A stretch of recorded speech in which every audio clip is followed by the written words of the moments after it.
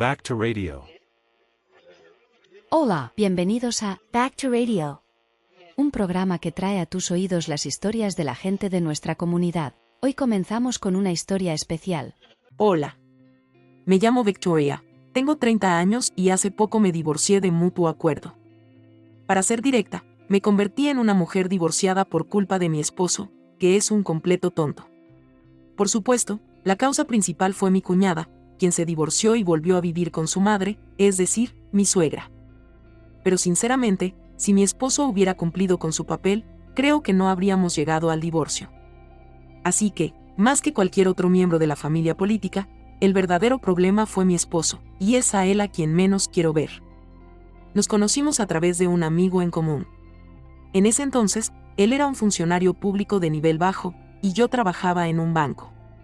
Sin embargo, dejando a un lado las circunstancias, me gustó su carácter amable y cálido. Y parece que él también me encontró agradable, porque siempre pensaba en cosas que podríamos hacer o que comer cuando nos encontrábamos. Así, sin necesidad de que uno de los dos propusiera formalmente ser novios, nuestra relación se desarrolló de manera natural, y después de un año, nos casamos. Pero, si miro hacia atrás, hubo una cosa que me molestó un poco cuando comenzamos a hablar en serio sobre el matrimonio y compartimos nuestras situaciones financieras. Para ser honesta, como mi esposo tenía una madre viuda y un hermano menor, no tenía grandes expectativas en cuanto a su situación económica.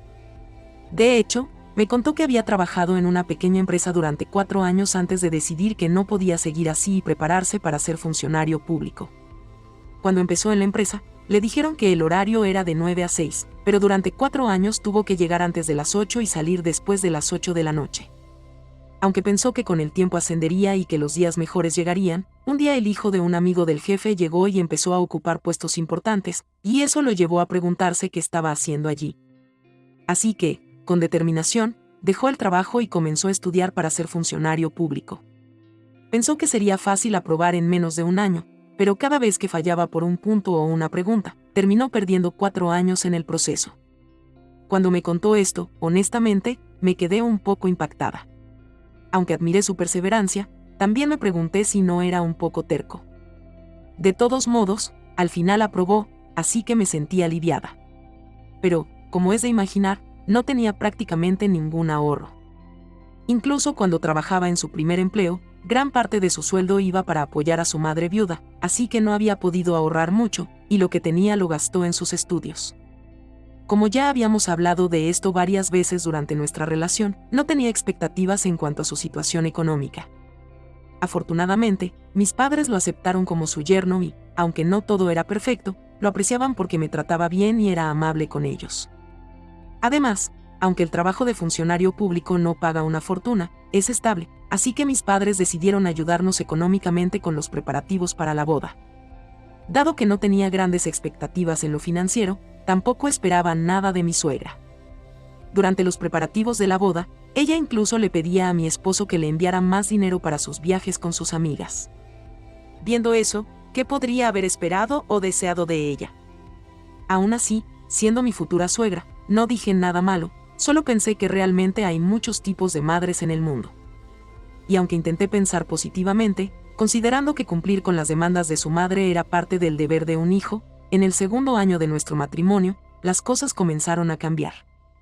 Mi esposo tiene una hermana 3 años menor que él, que ya tenía un hijo de 7 años cuando nos casamos, debido a un embarazo antes del matrimonio. De todos modos, esa misma cuñada terminó divorciándose. La razón fue que su esposo la engañó con una empleada temporal que había llegado a la empresa. Una de las esposas de los compañeros de trabajo, que era amiga de mi cuñada, le contó todo. Y lo peor fue que, en lugar de disculparse y rogar por perdón, su esposo se puso furioso, diciendo que lamentaba haber terminado casado con alguien como ella por un error de una noche, y fue un gran escándalo. Luego, renunció a todos los derechos de custodia y crianza, diciéndole que se quedara con todo. Pero, ¿de qué sirve quedarse con la custodia y la crianza si no tienes dinero?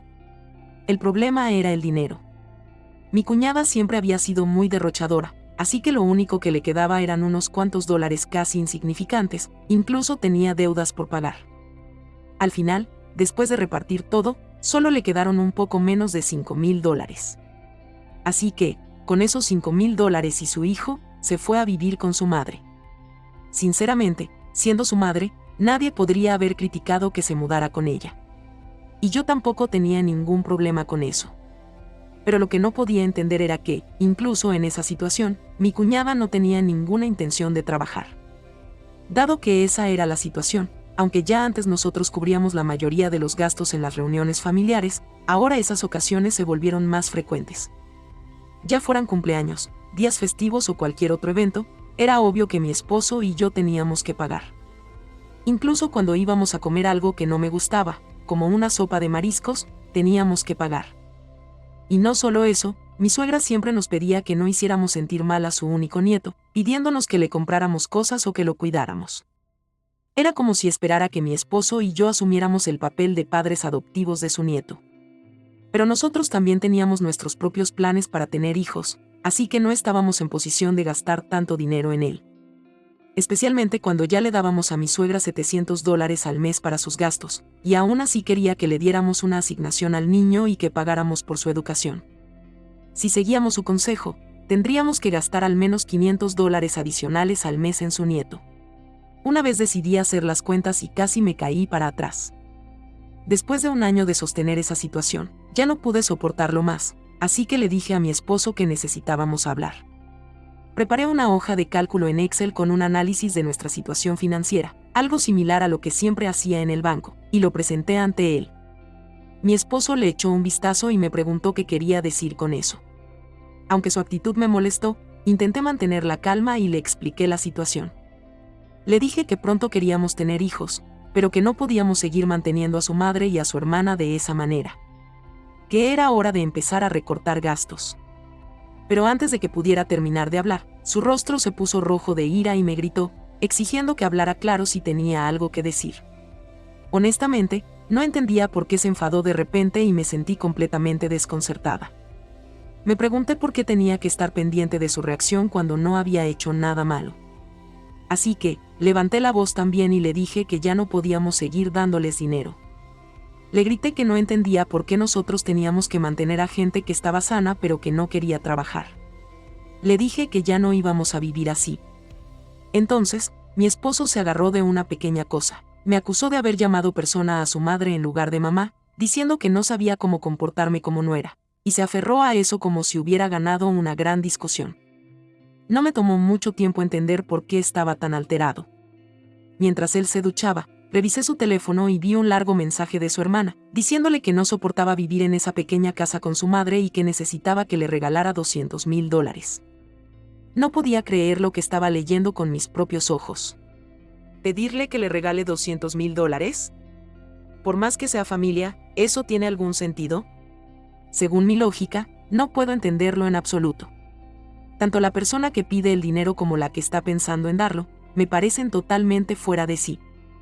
Mi esposo, que nunca sabía decir que no, había estado buscando la manera de conseguir ese dinero sin que yo me enterara, incluso considerando pedir préstamos a prestamistas. Para que lo sepan, yo manejo las finanzas del hogar. Cuando nos casamos, compré una casa con la ayuda de mis padres, así que el control financiero pasó naturalmente a mis manos. Pero dado que había revisado su teléfono sin permiso y él no me había mencionado nada sobre la petición de su hermana, no sabía si debía confrontarlo. Una parte de mí deseaba que me hubiera consultado, pero al mismo tiempo, temía que hacerlo significara lidiar con más problemas. Pasaron unos días y entonces mi esposo me llamó al salón, diciendo que tenía algo que decirme.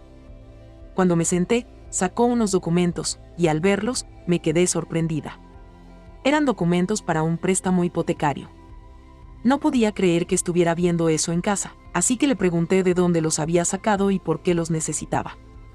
Me respondió que necesitaba un préstamo de unos $200,000 y me contó una historia sobre que había pedido dinero prestado a un amigo para invertir en acciones. Sabía que estaba inventando todo solo para darle el dinero a su hermana, y me quedé sin palabras. Le pregunté a quién le había pedido prestado y que quería ver las transacciones de las acciones. Mi esposo, que no era un buen mentiroso ni rápido de pensamiento, se puso nervioso e intentó inventar más excusas. No pude soportarlo más y le dije que había visto el mensaje de su hermana. Mi esposo, sorprendentemente, no lo negó y me pidió que tomara el préstamo porque si su hermana no podía pagarlo, él lo haría. Le pregunté cómo pensaba pagarlo viviendo conmigo, si su salario y el mío eran parte de nuestro patrimonio común, y si no teníamos otras fuentes de ingresos. Le recordé que la casa no era nuestra, sino un regalo de mis padres, y que era absurdo usarla como garantía para un préstamo. Entonces, mi esposo dijo que, si ese era el caso, no había otra opción que el divorcio. Por un momento, no pude creer lo que escuchaba. Le pregunté si realmente estaba dispuesto a divorciarse si no le daba el dinero a su hermana, y él dijo que si nos divorciábamos, al menos podría recibir algo en la división de bienes. No podía creer lo que estaba diciendo. Le pregunté si estaba seguro y si no se arrepentiría después. Su respuesta me dejó helada, así que al día siguiente fui directamente a un abogado especializado en divorcios. Mientras hablaba con el abogado, no pude evitar reír y llorar al mismo tiempo, sintiéndome como una loca. Me sentí traicionada y, al mismo tiempo, estaba en shock de que todo mi esfuerzo por construir una familia terminara así de repente. Después de que la conversación sobre el divorcio salió a la luz, mi esposo se fue a vivir a casa de su madre y me llamaba constantemente para preguntarme cuándo firmaríamos los papeles. Finalmente, nos encontramos en una cafetería para firmar los documentos. Le entregué los papeles del divorcio ya llenos, diciéndole que solo faltaba que él los completara. Entonces me preguntó cómo haríamos la división de bienes. Le dije que buscara un abogado y que no esperara que hubiera mucho para repartir. Le recordé que lo único que había aportado a la casa era su salario mensual, y que gran parte de eso se iba cada mes a la casa de su madre. Le pregunté qué era lo que él había contribuido. Honestamente, le hablé con sarcasmo para herir su orgullo. Como era de esperar, mi comentario lo hizo enfurecer y me respondió que, de todos modos, el dinero se había gestionado de manera conjunta, así que todo era parte del patrimonio común.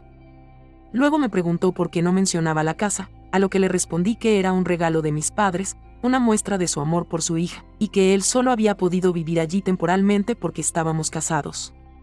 Su rostro se puso pálido y dijo que entonces no quería divorciarse. Me quedé asombrada y le dije que el divorcio no era algo que él pudiera decidir hacer o no hacer a su antojo, y que yo ya había tomado una decisión. Le dije que completara los papeles y los enviara por correo, o que esperara a que yo contratara a un abogado para iniciar una demanda. Dicho esto, me levanté y salí de la cafetería. Al final, parece que lo pensó mejor porque completó los documentos y los envió por correo. Honestamente, en ese momento sentí una mezcla de emociones. Me sorprendió y me enfureció que mi esposo enviara los documentos sin intentar hacer un esfuerzo por arreglar las cosas. Pero, al pensarlo mejor, me di cuenta de que, aunque lo hubiera intentado, no habría cambiado nada, y probablemente solo habríamos terminado discutiendo más. Así que, ahora creo que todo salió bien. Después del divorcio, mi vida no cambió mucho. Sigo viviendo en el apartamento que mis padres me compraron y también sigo trabajando. La única diferencia es que ahora tengo más dinero, ya que no tengo que dárselo a personas que solo querían aprovecharse de mí. Este verano, estoy planeando llevar a mis padres de viaje al extranjero. Según lo que me contó el amigo que nos presentó, mi ex esposo sigue viviendo en la casa de su madre. Sé que la casa de su madre tiene solo 2 habitaciones, y una de ellas es también la sala de estar, así que ahora viven allí su madre, su hermana, su sobrino y él. No me preocupa en absoluto cómo se las arreglan, porque hay gente que vive en situaciones mucho peores. En resumen, estoy contenta de haberme divorciado. Gracias por escuchar mi historia. Gracias por escuchar esta larga historia. Esto es todo por hoy. Si te suscribes y das like, serás notificado cuando regresemos con mejores historias en el futuro. Gracias.